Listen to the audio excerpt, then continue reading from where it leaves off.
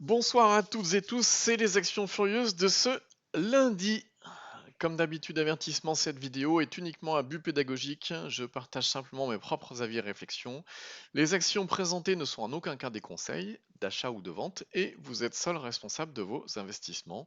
Pour me suivre, c'est sur Twitter, @trendfrance et hop, direct le CAC. J'ai envie de dire, c'est pas bien mieux pour l'instant. Donc sur l'indicateur extra trend, on avait cette zone de force là, donc en bleu coloré, en bleu turquoise, euh, qui était donc une zone à forte probabilité haussière. Dès qu'on en est sorti, eh bien effectivement, on tombe dans une zone de faiblesse. Et là, c'est patatras, c'est de la grosse faiblesse, un gros coup de mou. En bougie semaine, bon, c'est pas bien mieux, hein, gros coup de mou. Donc euh, ben, il faut faire attention, toujours, toujours, toujours. Si jamais vous faites des entrées actuellement, il faut faire attention parce que c'est quelque chose qui peut chuter très rapidement. Alors aujourd'hui, qu'est-ce qu'on avait dans les Furieuses? Dans les Furieuses, on avait Abionyx comme d'habitude, avec un regain de volume. Alors Abionyx, effectivement, elle va très très vite. Comment est-ce qu'on peut la suivre quand ça va si vite? Eh bien simplement en intraday. En bougie 1 heure, par exemple, on voit bien les poussées, consolidation, poussée. Dès qu'on casse la résistance dynamique, boum, ça repart, etc. On peut la suivre en 15 minutes, tout bêtement, hein. Ce matin, on avait l'ouverture donc avec un gap haussier. On rentre pas directement sur le gap haussier parce que derrière, ça peut s'écrouler. On attend qu'il y ait la consolidation. Une petite bougie avec faible volume et faible volatilité. Vous voyez les volumes qu'il y a là, ridicule. Hop, derrière, on casse l'oblique baissière et bim, c'est parti. C'est un trade que j'ai pris d'ailleurs. Donc voilà pour Abionyx. Qu'est-ce qu'on a d'autre? On a Dieteran. Dieteran bah, qui est revenu en zone de force et qui poursuit sa tendance haussière depuis un bon moment, hein. D'ailleurs, Dieteran, si on se met ne serait-ce qu'en mensuel, c'est de la zone de force, la zone de force, la zone de force tout le long. Donc super, très très bien. Esquire, alors, on avait réussi à casser vendredi cette oblique baissière qui nous faisait barrage. Aujourd'hui, on continue avec des volumes en plus, donc toujours bien. Fermental, Fermental, vous savez, ce week-end, on en avait parlé.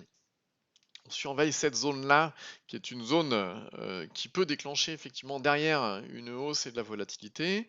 Pourquoi? Bah, parce que tout simplement, si on regarde en bougie semaine Fermental, voilà, on est baissier, on a une résistance dynamique au-dessus de la tête, on a déclenché une zone de force ici en bleu turquoise, on a cette oblique baissière qui maintient les cours, et si on la casse, qu'est-ce qui peut se passer derrière? Regardez, en plus, il y a zéro volume. Qu'est-ce qui peut se passer derrière? Eh bien, simplement, on peut avoir mouvement, volatilité, on peut avoir la totale. Donc, on surveille toujours. Gossin, même principe, hein. Pourquoi? Parce que si on se met en bougie semaine, voilà, on a la résistance dynamique par ici. Donc, on va l'utiliser comme signal déclencheur pour la hausse. Donc, c'est ce qu'on va guetter. La zone des 7,96 qu'on a entourée ici. On a Guillemot qui tente de revenir dans sa zone de force, mais pour l'instant, c'est pas encore ça. En revanche, en bougie semaine, c'est mieux, hein. On est toujours dans la zone de force et on semble, je dis bien semble, avoir fini la consolidation. Donc, pour en avoir le cœur net, ce qu'il faut attendre, c'est qu'en journalier, on ait cassé au moins cette résistance dynamique-là. Qu'est-ce qu'on a d'autre? Hermès qui a recassé encore une fois la hausse, cette oblique baissière qu'on avait tracée. Vous voyez finalement qu'elle est bien pertinente, hein. On l'avait cassée ici, hop, ouverture sur gap, baissier ici. On remonte et aujourd'hui, eh bien, on l'a cassé à nouveau. Donc on est plutôt bien, d'autant plus que si on se met en bougie semaine, vous voyez ce qui se passe, ça j'aime bien. Grosse bougie volatile, et puis derrière des bougies de plus en plus petites avec des volumes de plus en plus petits. Donc c'est intéressant. MCFI, McPhee, elle a tenté de casser son oblique baissière là aujourd'hui, mais ça n'a pas fait grand-chose. On s'éloigne quand même, hein, des 24-24 qui sont le niveau qui serait intéressant à casser pour pouvoir déclencher une hausse. Si on se met en bougie mois, on est encore loin de la résistance dynamique. Pour l'instant, c'est pas terrible, McPhee. SOS Imotag qui continue sa hausse inexorable. Et puis, on avait également Valneva depuis la cassure de l'oblique baissière qu'on avait tracé là, hein. Bah, depuis, on s'est offert 4 journées vraiment intéressante pour une perf totale de ouais, 34-35%.